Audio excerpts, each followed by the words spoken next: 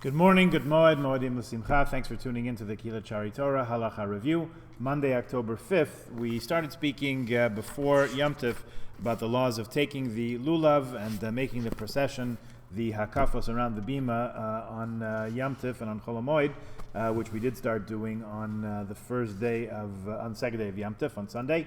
The Kitzur Shulchan Aruch speaks at length about which order to wave the lulav and esrog, the four minim, Arba minim, when you say halos. We covered that in a different video, so we'll just go on to look at some of the particular detailed halachas. He writes, it's forbidden to eat before fulfilling the mitzvah of lulav, so you should, before you have your breakfast in the morning, you should make the bracha on lulav and esrog.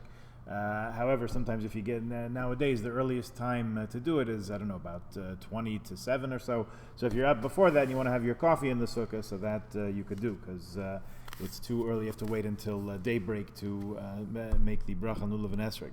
You're allowed to place the lulav in water on Yom Tov and add water to the vessel in which it's placed, but you shouldn't change the water because you want to keep it nice.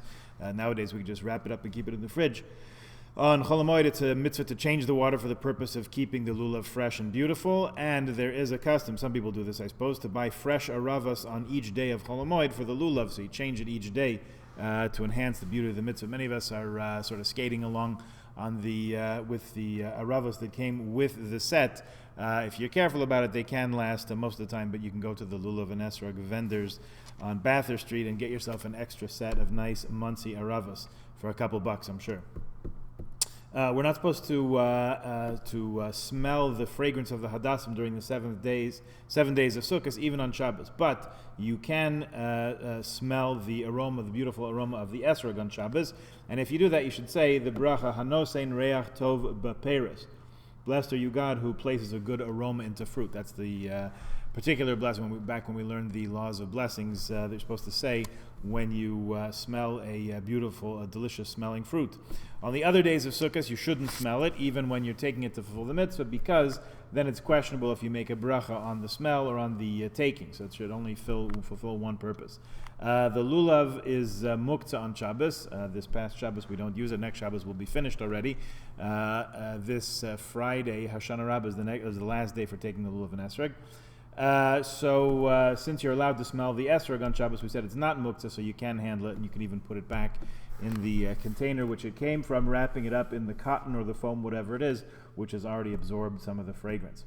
On the first day of Sukkot, you should not fulfill the mitzvah with the lulav and esrog which were borrowed. They have to actually belong to you. That's why we go through the thing with giving it to someone on condition that they give it back to you and all that. Those who observe, who live outside of Israel and who keep 2 days Yom Tov, because of Sfeika Diyoma, the questionable status of the date, even on the second day should not say a bracha on a borrowed lulav. Rather, we give it as a gift on the condition that it's returned, and that's still considered ownership. I suppose, happened in times past that when lulav and esrog and the species were difficult to come across, harder to come across, and money was a little bit more scarce, people would join together to buy an esrog, a lulav and esrog, in partnership. So we presume that they bought it with the understanding that when it comes time to perform the mitzvah, taking the lulav, each partner would transfer his share to the other. So sometimes a whole kehillah would buy one lulav and esrog, and the whole community fulfills the mitzvah with it. And they would say anyone who can afford should contribute to the esrog fund.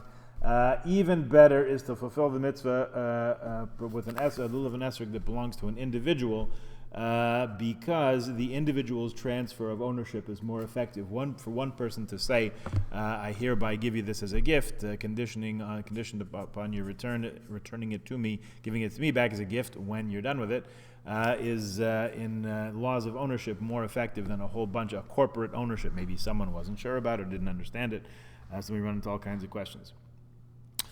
Let's see. On all the days of Sukkot after Musaf is the custom in Ashkenaz. It's customary to carry a Sefer Torah to the bima.